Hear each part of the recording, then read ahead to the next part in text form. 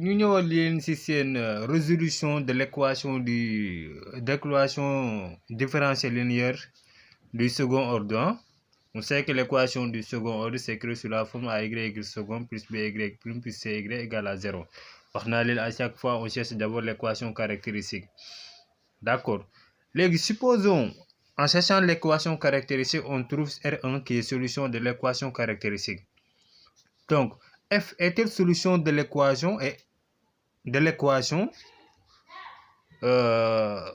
différentielle? C'est pas facile parce qu'à chaque fois damay dem après dem julli ji yooyu noonu ñëwaat quoi wala ñu woo la yónnee puisque je suis chez moi suñu kër laa nekk. Donc F est-elle solution de l'équation différentielle linéaire? Donc si on pose, on me dit de montrer que F est solution. Voilà, F est-elle solution de l'équation? Voilà, est-ce que F est solution de l'équation différentielle linéaire? C'est pas facile quoi, parce que doit am rythme bi en quelque sorte. Mais on s'accroche. Si on pose z dx égale à f dx sur exponentielle de R1x, donc cela veut dire que f dx égale à z exponentielle de R1x. Or, la fonction f est solution de l'équation différentielle si a f second plus bf prime plus cf égale à 0. Donc, on dérive f1 et on dérive f second. F prime f dx égale à exponentielle de z expo de R1x. Mun naa ko def u fois v. Dérivé de u fois v day nekk u prime v plus v prime u. Moom laa def fii. U mooy z, v c'est exponentielle de R1x. Man trouver R1 z exponentielle de R1x plus z prime exponentielle de R1x. Hein? D'accord. Bu dee f second aussi on fait la même chose, on dérive ça. D'accord. F prime am naa ko donc pour ma am f second damay dériver f prime rek. Lii u fois v la, lii mooy remplace u, lii mooy remplace v plus lii tamit u fois v. Donc day nekk lan z second exponentielle de R1x plus R1 z prime exponentielle de R1x plus R1 z prime exponentielle de R1x plus R1 au carré z prime exponentielle de R1x. Parce que bu lii R1 au carré foo ko amee R1 boo dérivé exponentielle de R1x day nekk la R bu fekk ci R bi mu nekk R au carré. Donc da ngay dérivé u fois v rek u fois v plus u fois v jeex na. Z second bi fu ñu ko amee mooy lii dérivé bi donc dérivé de u fois v. Léegi puisque la fonction f on m'a dit est-elle solution de l'équation différentielle, elle est solution si et seulement si AF second plus BF prime plus CF égale à 0. Donc damay remplacer donc lii yëpp mooy A. Donc day nekk lan AF prime AF second plus BF prime plus CF égale à 0. Donc AF second day nekk lan A facteur de voilà pour mu bañ dem parce que téléphone bi laa yore moom AF second day nekk A facteur de F second day nekk lan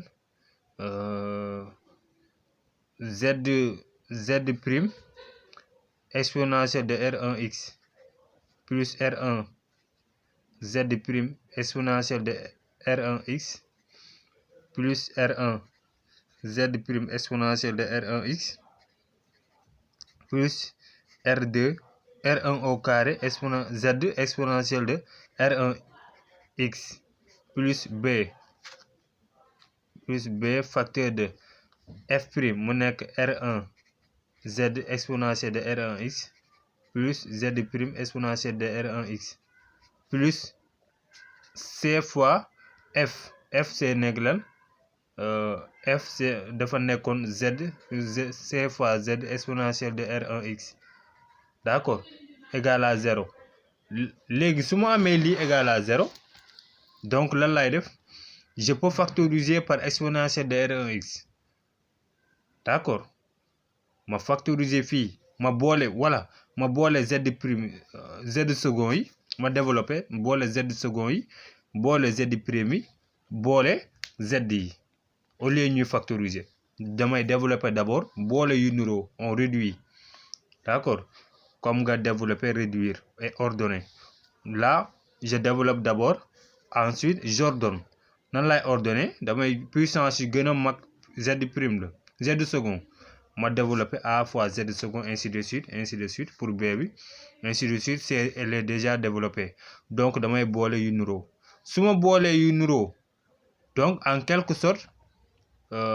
boo ko développé da ngay am lan da ngay am kii a z second exponentielle de R1x plus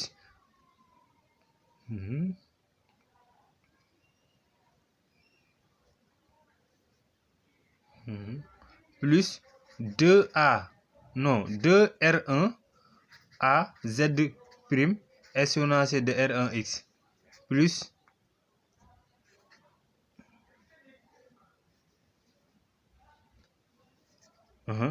plus AR1 au carré z exponentielle de R1x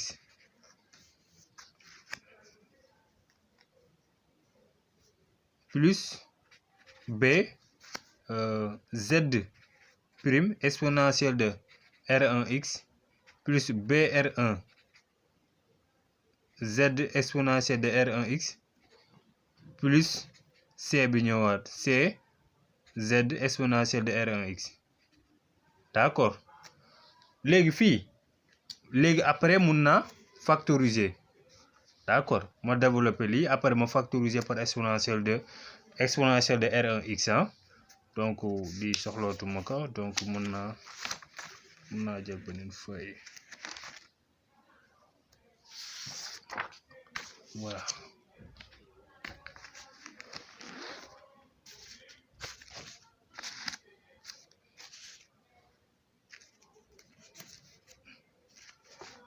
voilà léegi fii su may développer lan lay am développer naa ba pare damay factoriser par exponentielle de R1x donc su ma factoriser lan lay am damay am a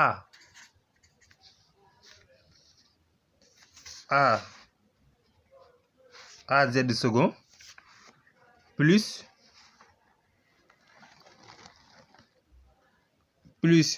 2R1a plus b z prime parce que am naa 2R1a z prime plus b exponentielle plus b z prime am naa fii 2R1a z prime exponentielle de R1x ma am fii plus b z prime exponentielle de R1x donc damay factoriser par exponentielle de R1x ak z damay factoriser par z prime exponentielle de R1x donc exponentielle bi mun naa ko jënne carrément mu dem donc mun naa def plus 2 R1a plus b facteur de z prime plus donc z bi lan lay nekk am naa fii z 2R1a 2R1 non AR1 au carré z exponentielle de R1x am naa ko fii plus b R1 z exponentielle de R1x plus c z exponentielle de R1x donc là je peux factoriser mun na nekk lan day nekk lan a R1 au carré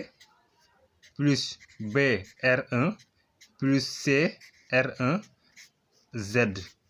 donc lépp nag nga factoriser woon ko par exponentielle de R1x d'accord parce que lépp dama factoriser par exponentielle de R1x égal à 0 nga siy boole un produit est nul si l'une des facteurs est nul donc mun naa jël lii rek mu nekk lan a z second plus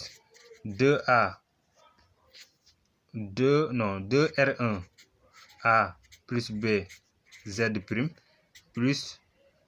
a R1 au carré plus b R1 plus c R1 z égale à 0 or lii équation caractéristique la donc lii mën naa ko poser égal à 0 hein? Donc lan moo ciy des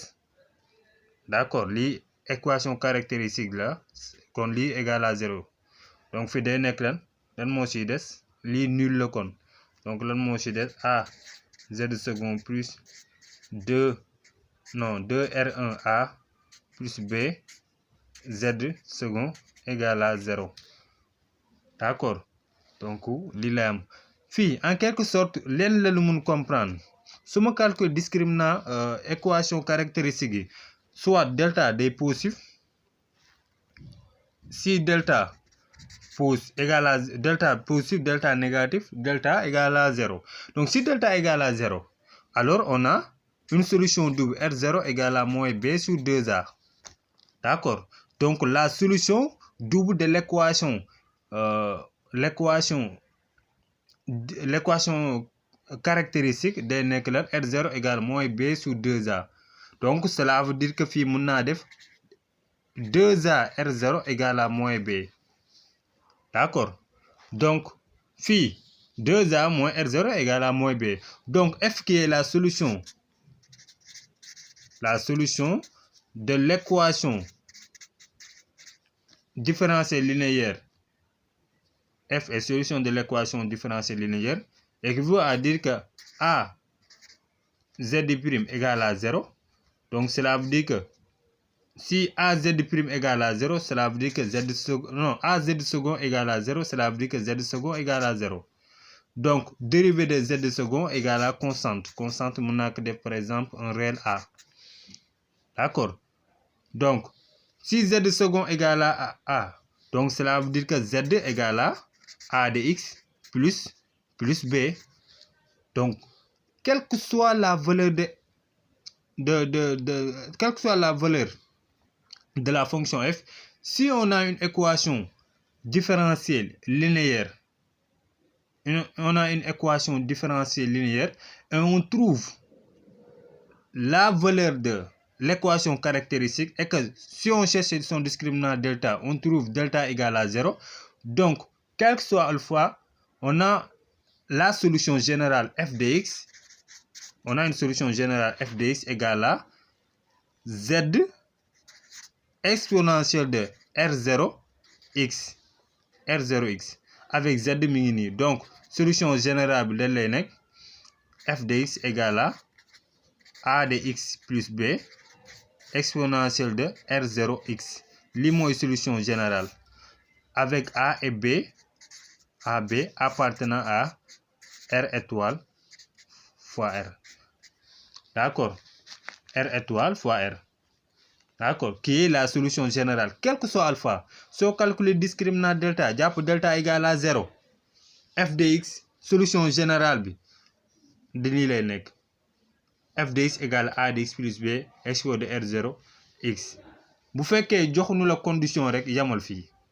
point final maintenant bu